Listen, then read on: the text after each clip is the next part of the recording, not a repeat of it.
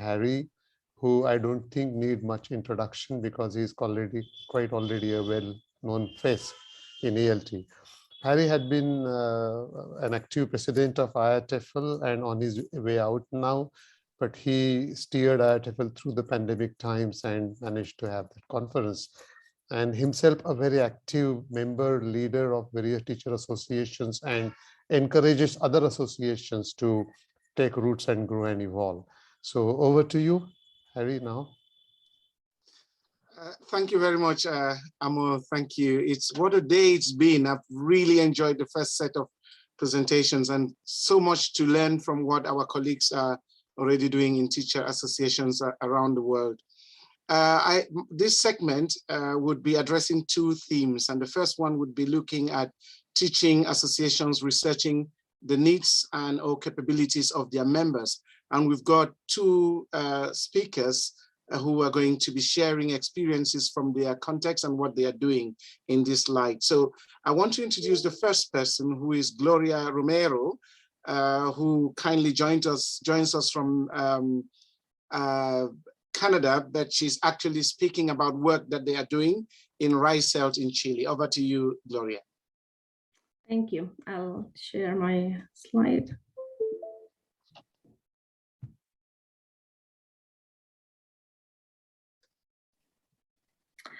Okay, so thank you very much, Harry, and thanks to the organizers for this invitation. I'm going to present an example of decentring called RICELT and IATFL Chile, researching the needs of a local ELT community. So RICELT stands for Red de Investigación Chilena en ELT, and it was born in 2014 when a group of PhD students met at the IATFL Harrogate conference. And at that time, we started talking about our research, our thesis, and then we realized that we had some difficulties when writing the chapter of the context of ELT in Chile. So then we realized that there was a gap in this research. There were very few accessible research on ELT in Chile, and everything was with very little impact on teaching practice. So we also noticed that the local expertise in ELT was undervalued. So then we decided to create this group and create this network with two main objectives. Basically, we wanted to create a knowledge community in ELT in Chile in order to expand all the established understandings of ELT that normally come from the north, and make ELT Chilean visible and accessible. So at the moment, we are a non-hierarchical and non-profit network. We started in 2014 with 5 members, and now we have more than 600 registered members, more than 1,000 followers in Facebook, and more than 500 followers on Twitter.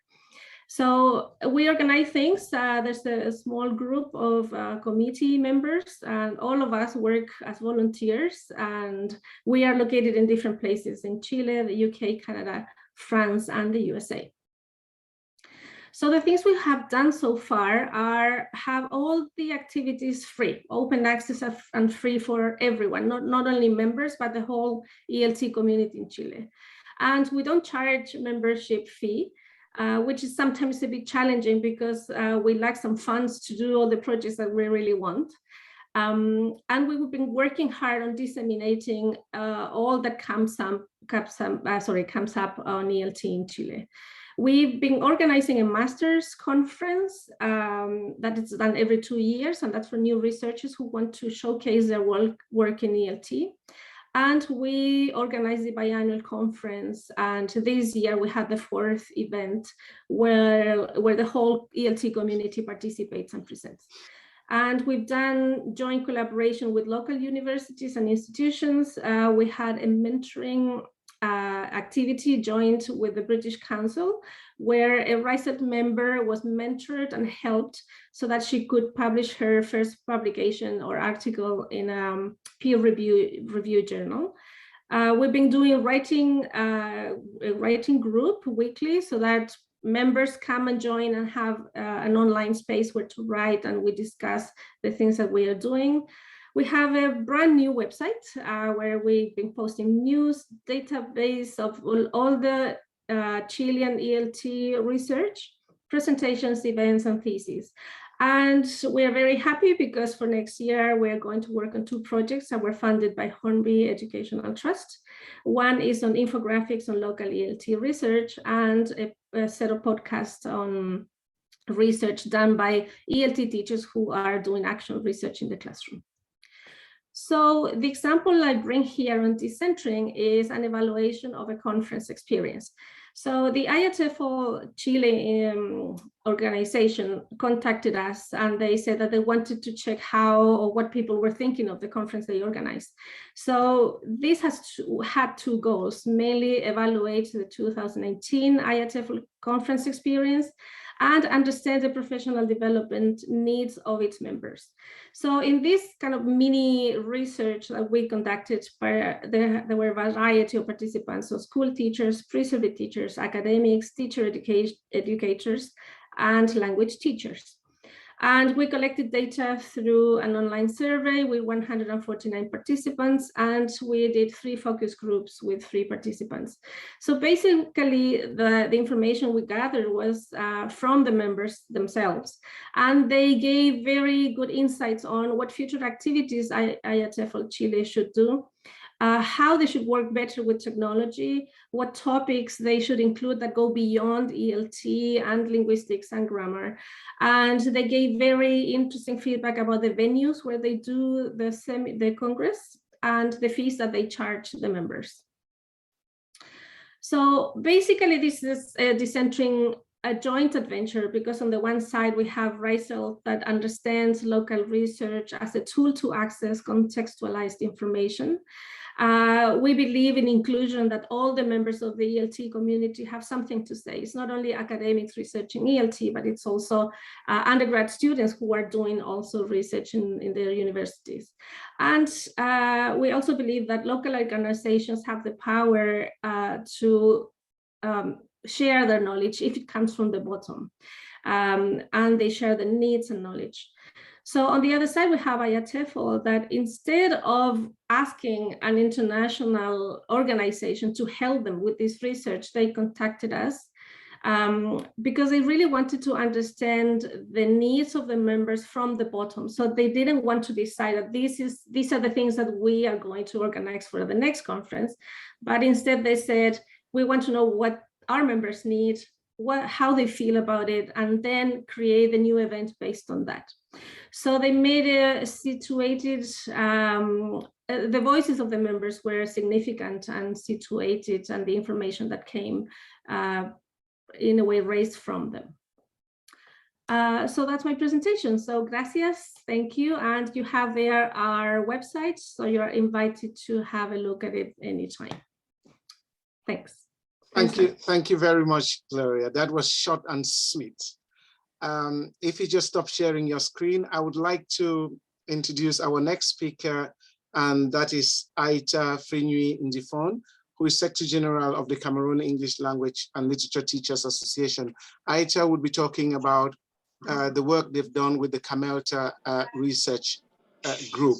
And talking about difficult circumstances, you probably have noticed that the participants from Africa are joining in from their mobile phones. So I would be moving the slides for Aita as she shares with us pearls of wisdom from their experience in the CAMELTA research group. Aita, over to you. Thank you very much, Harry. Hello, everyone. It's a pleasure for me on this platform to share our experience as a CAMELTA research group. Like you see on the board, our topic is Common Research Initiatives, Individual Professional Benefits, Experience from CAMELTA Research Group. It all started as an urge for the group of CAMELTans to do some research for mutual benefit. And it began in our 13th annual conference, where when teachers from Cameroon, they came together for this conference, there was a need to research into those things that hamper smooth teaching in our classrooms. And there was a general call for proposals for topics that we deemed necessary for research. This was done, and we had a wide pool, many proposals made by teachers to show that they are indeed working in difficult situations. What happened to these proposals?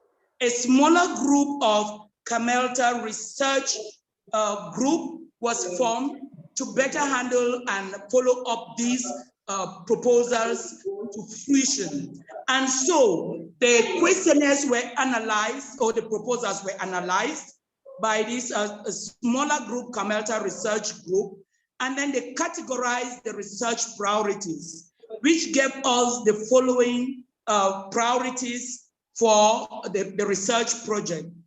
Many teachers were craving for research on motivation, research on lack of course books, and research for low proficiency.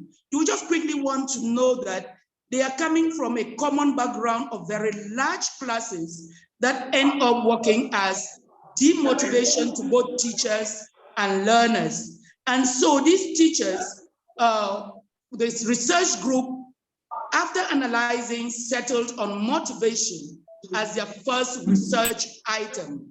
And what was done around motivation? They came together as a group.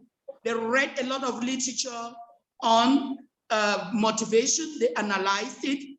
They shared even their practices in the classroom, and they discovered that in their own little way, they have been doing something for motivation.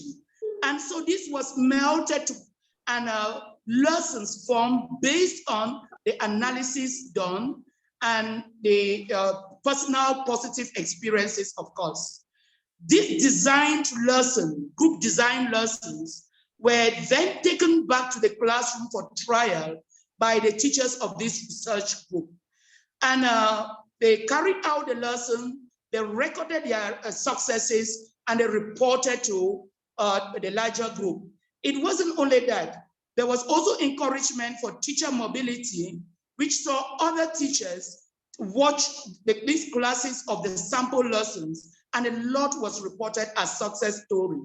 One, there was high participation as reported by teachers and learners in the classrooms. The students were very motivated to see even their own opinions come up in the lessons, and they are sought for too. The teacher, they stopped seeing, like you see in the slide, large classroom as a demotivating force. It rather turned into a motivating factor where variety of experiences are drawn to build the learner's learning process again. And with this success story, there was a lot of excitement in our classrooms. There was a lot of appreciation, and it triggered our next activity, which addressed our second need of lack of course books. And what was this second activity? Development of worksheets. Worksheets were developed in a pool of 6. And it started with laying down the criteria for how course book worksheets should be developed. In the pools of 6, the teachers developed worksheets that were brought together and analyzed by the group. That there was some improvement done on it. And the teachers were again served these worksheets to take back to their classes for trial and report. And the result was explosive. Teachers were happy. Students were excited. Students who have never owned a textbook, they now, knowing that the worksheets analyze the curriculum and draw from the scheme of the first 3 years and the first 3 modules of the first 3 years, they were very excited. They owned their work. They could easily do work with material in front of them. They could document them and come back to them. And teachers also did not feel the strain of working from one course book. And it was so successful that we are in the process of multiplying this course book, addressing more models, and reaching out to bridge the gap between the School of Education, that is theory and practice, because we actually worked with young teachers from our School of Education called here ENS, who participated with us in the field. The benefits were both ways because we got enriched with new theories and practices they brought from the classroom, and they benefited from the long years of experiences that the teachers had in the classroom. So it was a match that worked to the satisfaction of the learners. And at present, I'm talking, we are in the process of multiplying these benefits by sharing through teacher mobility, through engaging other departmental teachers group, and spreading it out in the whole of CAMELTA network. And I think we are there and we will arrive. And we are doing the next phase. Thank you very much. I am very appreciative and thankful for your kind listening. Thank you. I wait for other questions for highlights. Thank you very much.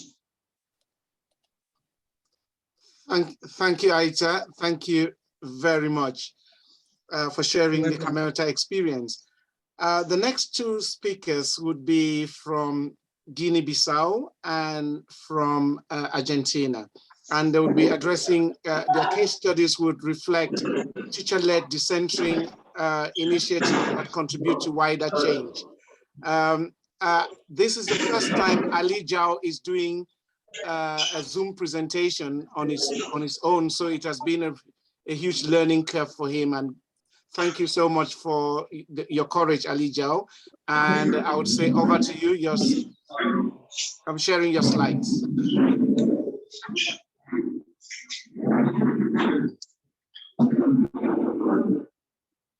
Over to you, Ali Djau. Thank you very much. It is a great pleasure to have a presentation in 100th anniversary on behalf of EALTA-GB from Guinea-Bissau. Our topic will be communities of practice engage teachers in a context with few resources. We were lucky to have one. We were lucky to won on the trust projects. The first one was 2018, was to create a new curriculum, secondary English, to create a new national secondary English curriculum. The second one was communities of practice, which I'm going to emphasize more in this presentation. Why we had this project in Guinea-Bissau to support English language teachers in Bissau and in the region with the new curriculums, so that the teacher can be able to have a regular meeting and share material and lessons, ideas, to develop also the English teachers' confidence in their own experience and knowledge. You can see the other objective down. I'm going to move what happened in community of practice. It was the first time the teachers start talking about their teaching issues. And now teachers feel comfortable to ask questions and discuss different ideas about teaching. Before that, they had to be an expert, could not ask questions. Now our teachers understand they can be expert in their own teaching context. They know what to work and they know what doesn't work. And also in this project, we have women become more confident to lead and were respected as a group leaders. Before this project, women are not they didn't have more confidence to lead group of teachers, and now they have more confidence to lead any kind of group of teachers so that they can discuss about it. In this project also, we have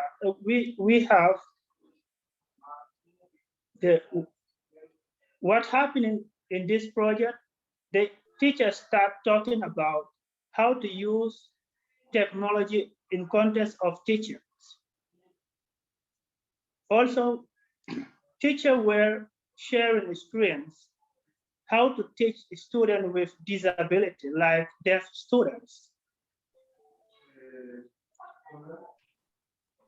I'm going to talk about the reporting in our WhatsApp group. In each group of communities of practice, when they met, they wrote a report, they took photos, and they posted to our WhatsApp group so that they can be able to discuss and learn. Because we didn't cover all the English, all the school in Guinea-Bissau, and we took this platform of our WhatsApp group to share with other teachers, those who are not directly benefited from the communities of practice projects, which they are able to discuss and learn more, like teaching idea, like spidergrams for vocabulary short tests. Teacher write on the WhatsApp group and sharing idea and discuss. What we learned, why they change. Teacher learn a lot from each other. And all the group also, they learn through our platform of WhatsApp. Those who are not directly benefited from the communities of practice project. Teacher also discuss it and learn it how to use the new curriculums. Before this project, our government, they did a weekly training in secondary schools, but as we are facing so many difficulties in Guinea-Bissau, our government doesn't have enough money, and they stopped supporting that meeting. In these communities of practice project, and we up to date that those meetings, and English teachers are able to meet regularly and discuss about their teaching ideas. And the students also were more motivated to learn English, more interesting lesson. Like, for example, when we are talking about the rubbish, and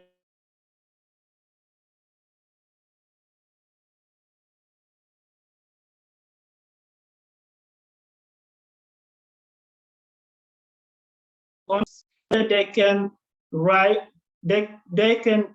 a lesson plan form of ESA, so that they can share with the student, and the student were so motivated to learn this kind of interesting lessons. Teacher understood that what to do better, and they have more power to choose any topic they want.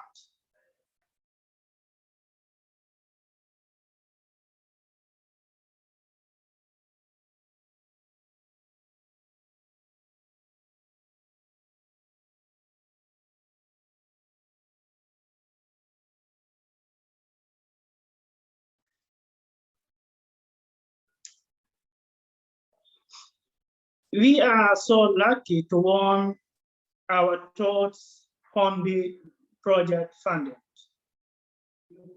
We are going to continue with communities of practice projects. We are going to organize and write material for each grade of secondary school.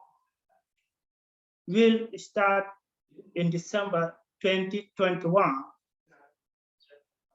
Teachers are also developing their English with this Brilliant 1 and Brilliant 2, British Council and ITEFL remote course. Teacher will share the new techniques, teaching techniques, methods, and idea to other school, and other teachers, those who are not direct benefit from these communities of practice projects. We plan to prepare a group of teachers to be experts on doing research and writing articles in many areas, which link it to our reality and global context too. Thank you very much for your for listening.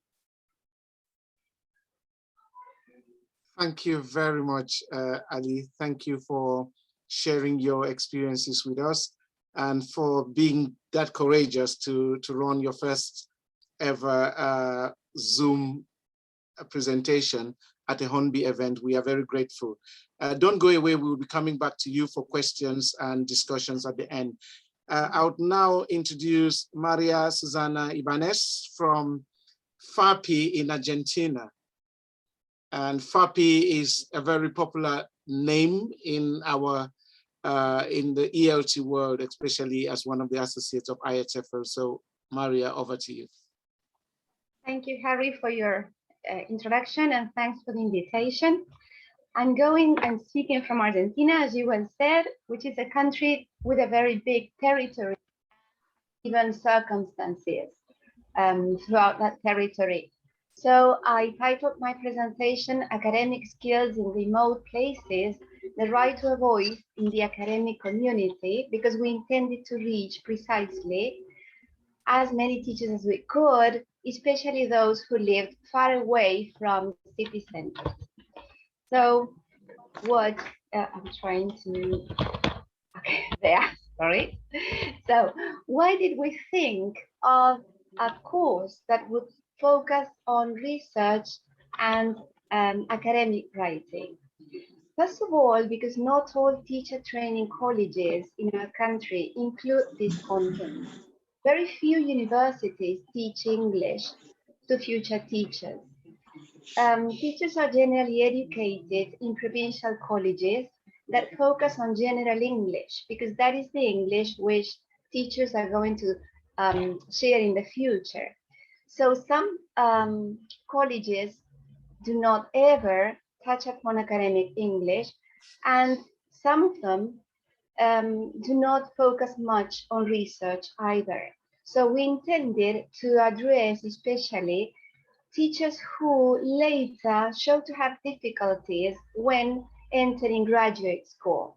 We were teaching at university in BA courses, and we noticed that teachers of English who entered these courses had difficulties at the moment of submitting their research papers. So we thought it was important to give them the tools so that they would have a voice at the moment of sharing their experiences.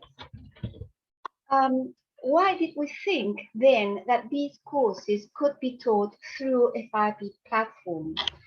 Ministries in our country do not concentrate much on English. They prefer. Susana, can I just interrupt you to ask if you can put your slides on slide mode, please? If you can expand your slides in presentation mode and then move them because they're not moving. Sorry, just that is what I see on my screen. I see my presentation. Is it in, yeah, but it's not in presentation mode. So if you click the little thing at the bottom, that way when you move them, we would be able to see. Okay, just can you guide me through that, please? Because I did it my way and it didn't work, so. Right, okay. At the bottom right, I think your cursor is up. If you come right down, you would see a little thing that, because I can't read. Can Dario help if you see it? I can't read Spanish. That's how stupid I am. Oh, no, you have to come right to the bottom right, and you see a little thing that looks like a wine glass. That's the best I can I can say. And if you clicked on that, yeah, it's very next to 68%. Right at the bottom, yeah. It is very near to the number 68%. No, I can't. To the left of it.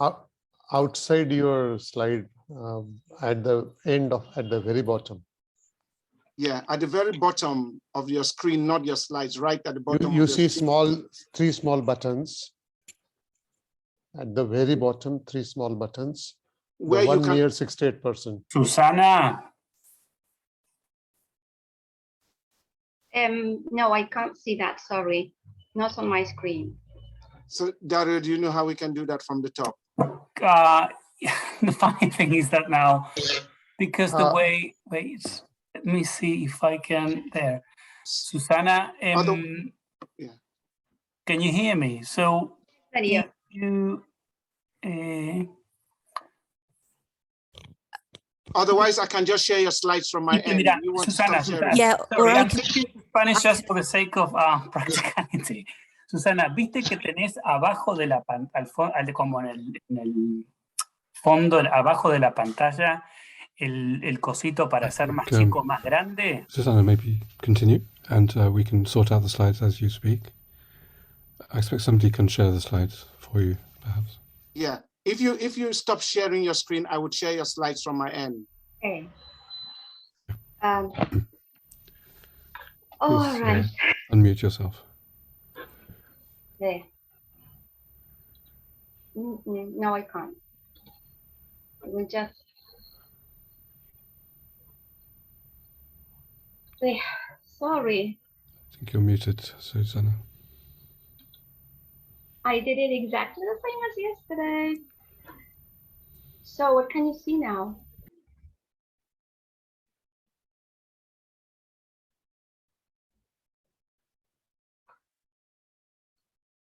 May I continue? Are you?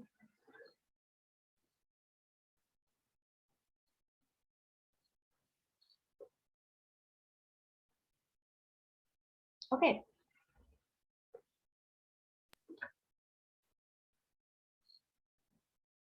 So I was saying that we thought that teachers had a right to a voice in the academic community, and that through these courses, we thought that we could reach those remote places where teachers are not offered these tools.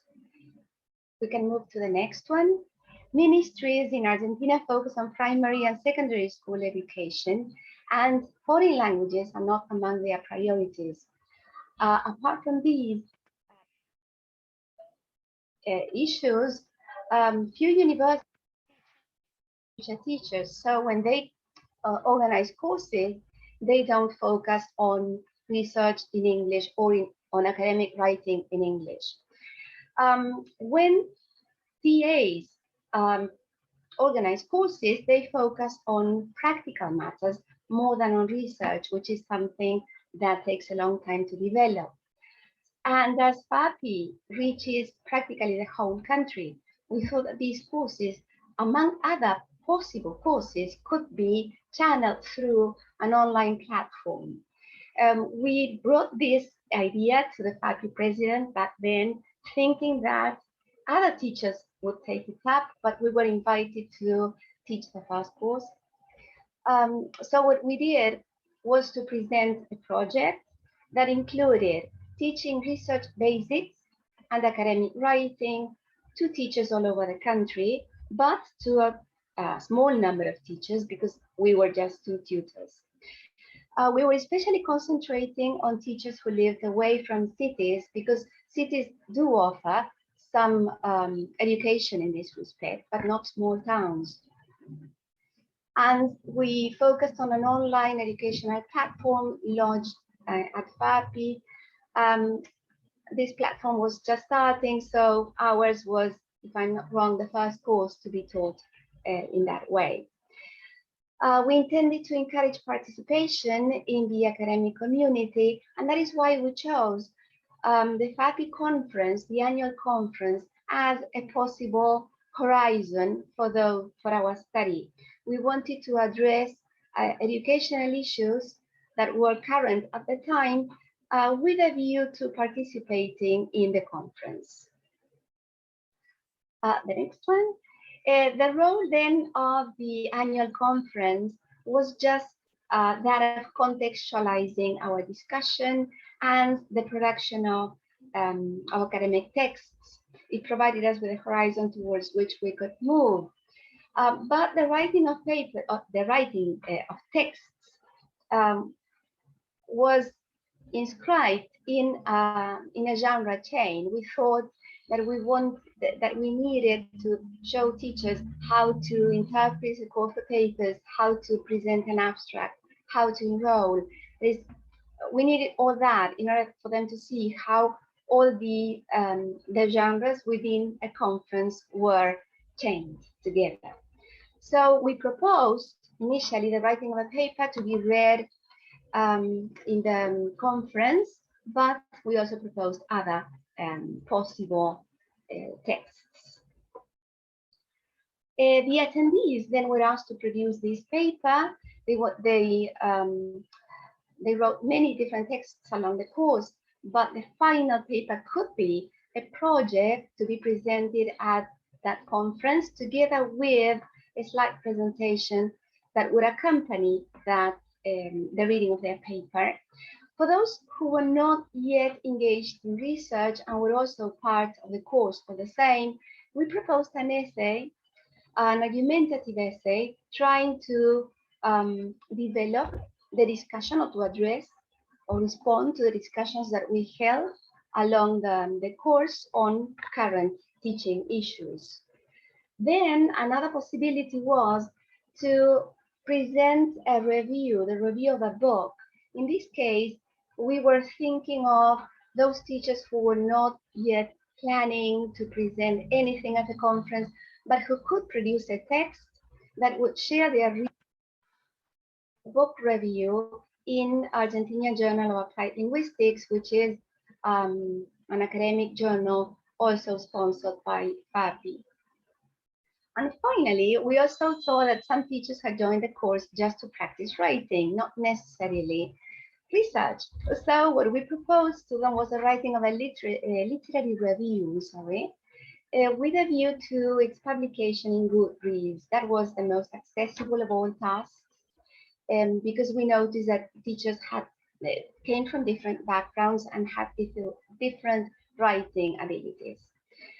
So at the moment of assessing the course, the outcomes of the course, first, what we noticed was that some attendees said that they would continue researching to communicate their experiences. This was a basic course, so of course, we just presented basic tools, and they said that they would continue reading into the matter in order to go on researching. Others presented papers to FAAPI conferences and successfully shared their findings, which was a great success. And finally, at least one paper, that was the one I could trace, at least one of their papers was published at FAAPI's proceedings among the selected papers. Finally, when asking ourselves if the objectives that we had set were met, we noticed, we could think of this. Teachers who had never received any training in academic writing during their education found a chance to start learning about the conventions governing our discourse community. Then teachers who had never done any research started to think about designing a project. And they started to share their ideas during the course. Teachers who had never taken part of a conference finally did. And the course resulted in the first publication in the case of one of the attendees. So we think it is an activity to replicate. Thank you very much for listening. Thank you very much, Maria, Susana, and sorry about the technical hitches at the start. You were you came back really well, and we got a wonderful presentation from you. Thank you very much. May I now invite everyone back, or the panelists, Gloria, Aita, Maria, Susana, and Ali, and also Richard Cayley, Vivek and Padmini, who have been monitoring the chats here on this platform, but also on Facebook and YouTube Live, to share their thoughts with us. Can you share some of the ideas you've been reading in the chats, please?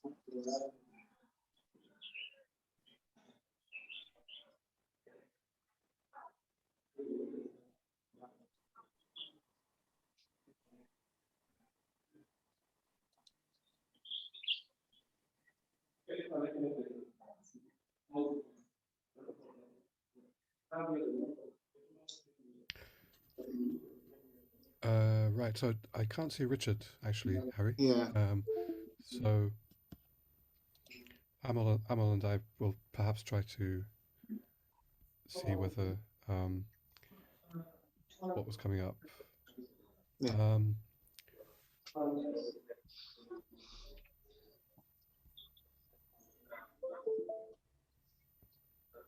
Okay, I can't really, I haven't really been checking that closely, but Amal, maybe you can help me here.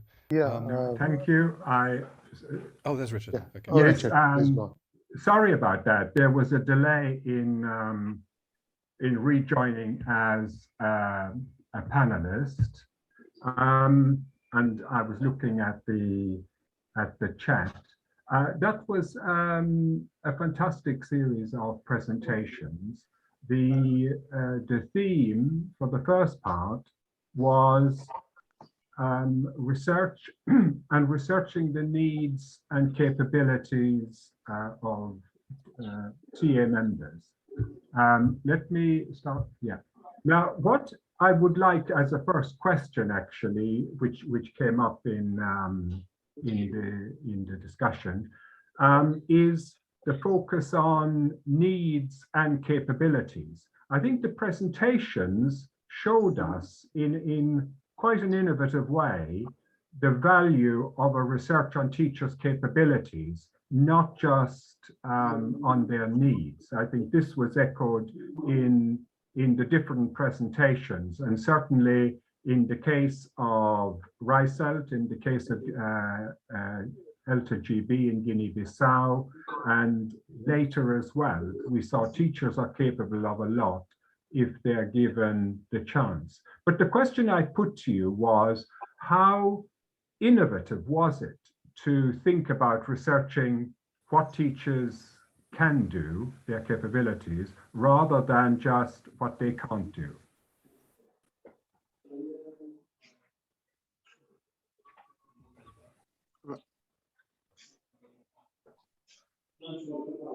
Right. Richard, may I suggest that we just get some of the reviews from of comments from Vivek and Padmini, and then we would yeah. Okay. Let's go to Vivek. Yeah. Thank you, Richard. The participants on YouTube are thrilled to have 4 presentations based on their real experiences, and they are up with the comments.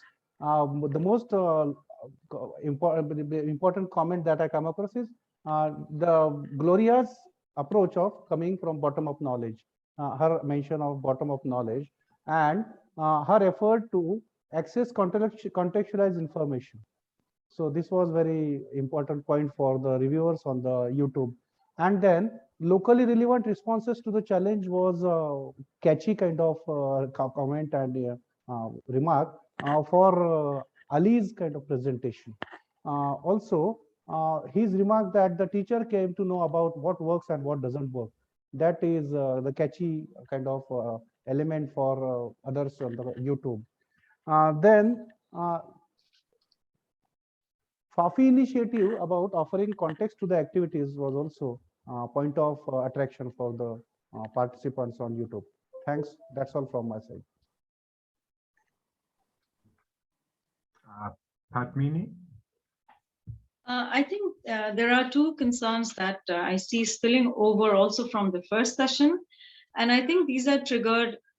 One, the first of them is has been triggered by Gloria's presentation. So maybe Gloria could help us understand this.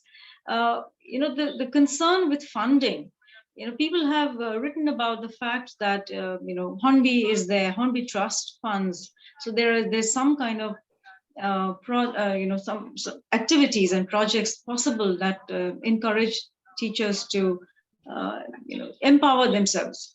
Now, what happens if the funding doesn't come, or if there are no resources for funding? So what happens then? How do we sustain initiatives begun through such project funding, and how do we get them going? Thank you for the question. Yeah, I mentioned before that funding has been a challenge for us because as I said, things are free. We don't charge members anything. So, and that's one of the main challenges in terms of we've been doing things on our own. So the small committee members, we've been paying for the website, I don't know, for conferences, we've been buying things, but it's been key to partner with local institutions. So whenever we have an event or a conference or something, we make a call, and then universities or institutions contact us saying, okay, we'd like to participate. So then we come up with ideas on what can you collaborate with and what are the things that we can do. So normally universities go through a process of accreditation. So when they contribute to other institutions, they get some points that get them more accreditation in terms of quality. So when we make the call, we open it to other institutions that are willing, willing to offer a venue, offer some help in terms of coffee breaks or name tags or things like that. So we've been able to manage that lack of funds with a call on the partner institutions from Chile, especially public universities, to also help us, because they gain these points that I mentioned by partnering with us and doing these events, but they also contribute at the same time with the things that we don't have. So that's a way of how we've been managing that's a great way. And I completely understand, because in my university, in our country, and in my own university, that's something that is common practice. And it's interesting that, we see, again, a lot of resonance. People have been noting this.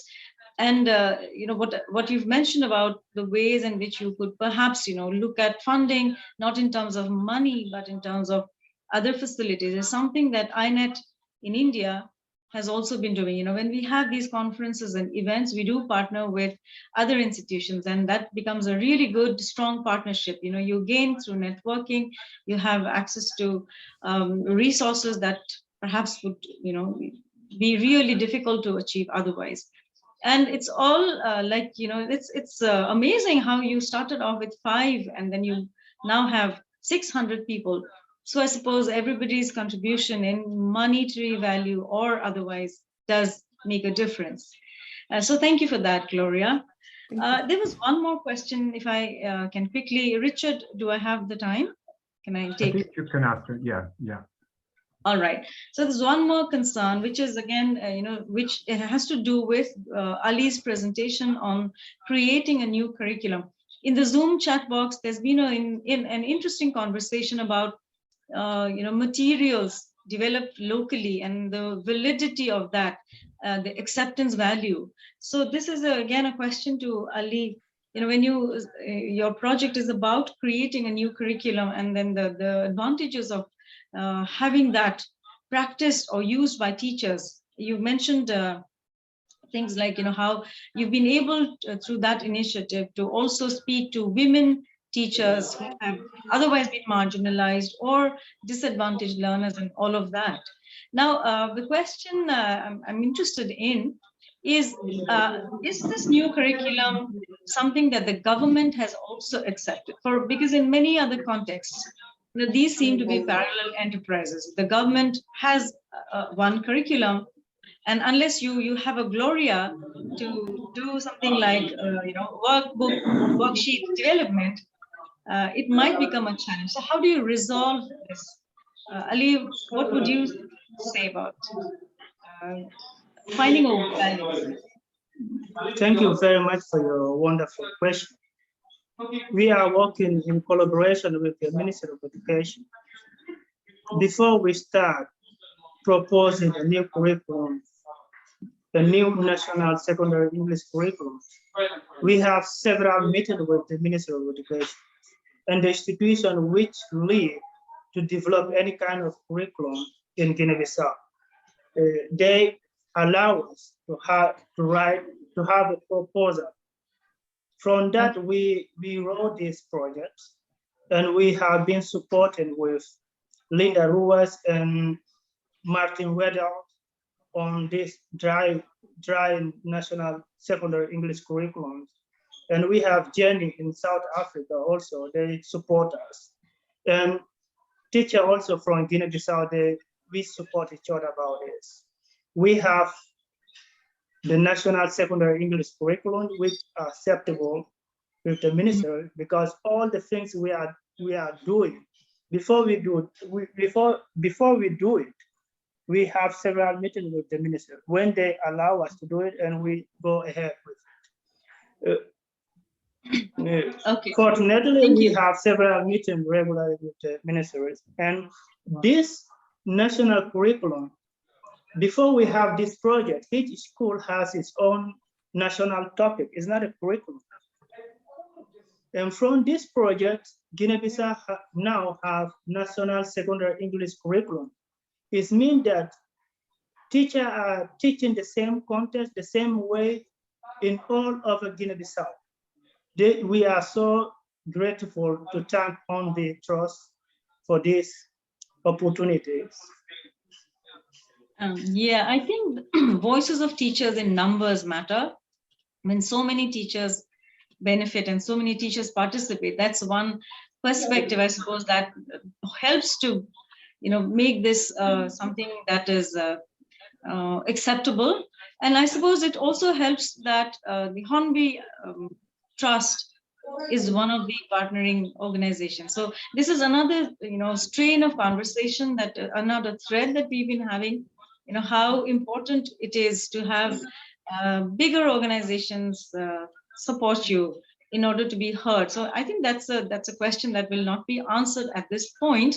But I think the good thing is that we are seeing here a lot of initiatives run or begun from the ground level and kind of percolating up. So the bottom-up approach is what we are seeing across all of these initiatives that we've just been listening to. So thank you, Ali, for that. And over to you, Richard. Thank you, Padmini. I think the discussion on materials, on course books from Rod Valaido and others was very interesting, as you described. What was, just to add to what you've been saying, what Susana was describing was a very interesting project, also on the theme of capabilities of teachers and becoming academic writers, becoming not just doing research, but sharing research and contributing to wider debates. I would like to ask, but it's not a trick question, Susana, but how many teachers have been successful, as you mentioned, in publishing their research? Sorry, you're on mute, Susana. Yeah, I can only speak for those who participated in FAAPI conferences. I don't know how many others participated in other conferences, local conferences, for example, but I could trace around 20% of our attendees entering FAAPI conferences. They expressed at the beginning of our course that they felt that they were just starting their career, that there were novel teachers, most of them. So they said that they felt they needed more experience, especially more teaching experience, because sometimes what happens with undergraduate courses is that they are taught how to research and how to write, but they have nothing to say yet. So they need to undergo certain experiences in their schools to spot where some problems may be, and then to construct that problem. And that takes a long time. So the tricky thing in academic courses is that sometimes writing becomes mechanical because they tend to speak about things that happen to other people. So what we wanted was to give them a voice in the sense that they would know how to communicate their findings, but also they would start to discuss those problems that they saw around them and try to think of possible solutions, and only then put together a text to share. So what I could trace along those 3 years and the immediately the next conferences was that around 20% of names of those names I saw during the course turned up at conferences. And one of them was selected, that's the one I could spot, one of them was selected as an author, a published author. Thank you. Your answer is very interesting, but there are two bigger points that come out of what you say, and also the other presentations we had on teacher association activity. We have a convention in program evaluation of valuing numbers. So a program is successful if we have a huge number of participants. And maybe we need to rethink that. Maybe we need to think, no, it is not having a huge number involved. It is about having a transformative effect on teachers, maybe very small numbers. Earlier today on communities of practice, I think from the class presentation, Joseph Kaleba, we had communities of practice of 3 people, 3, 10, 12. And when we want to have a transformative effect, that sometimes works with small numbers and doesn't really work if we concentrate on having large numbers. I think that is a really important lesson for teachers, for developing teachers. You kind of transform teachers one at a time. The second point is in relation to time. And you have clarified, Susana, very nicely that teacher development is a career-long activity, and something happens, and maybe there is a positive outcome 5 years, 10 years, 15 years later. And if we kind of count everything and measure everything after 1 year or 2 years, we miss the significant transformative effect. I think we had the same thing. We had very good descriptions of transformation, transforming the teacher's role, transforming the view of themselves. Sorry, Richard, you've got one more minute. I've got 1 more minute. I think, and that's amongst all panelists. That's all panel. Well, I will say those are my points. I don't know if Padmini or Vivek have anything else to put to the presenters or to say. Padmini? Just a small point. This is again something that spilled over from Krishna's presentation. The fact that we are looking at change. We can't see much transformation if you look at it short term. If you look at it long term, in Krishna's presentation, for example, we saw how teachers started off by being participants in a research initiative, and then moving on to leading these and organizing and becoming leaders in similar initiatives. So the way we map success or transformation, I think that's a very valid point that you just raised, Richard. We really need to stop thinking in terms of numbers and visible gains and think of long-term values. So thank you for that. Thank you for Thank you all. Thank you all very much. I think there's really been a heated discussion going on, and the whole idea of teacher associations taking their own responsibilities and not just focusing on solving problems, but actually being proactive and looking at the capabilities is something of their members is something that has come out a lot in the discussions. I would like to close this part of the session and hand over and just thank you again to all participants, to all our speakers from Cameroon, Guinea, Bissau, Argentina, and Chile. Thank you so much. And I would like to hand over now to Amol and Richard Smith.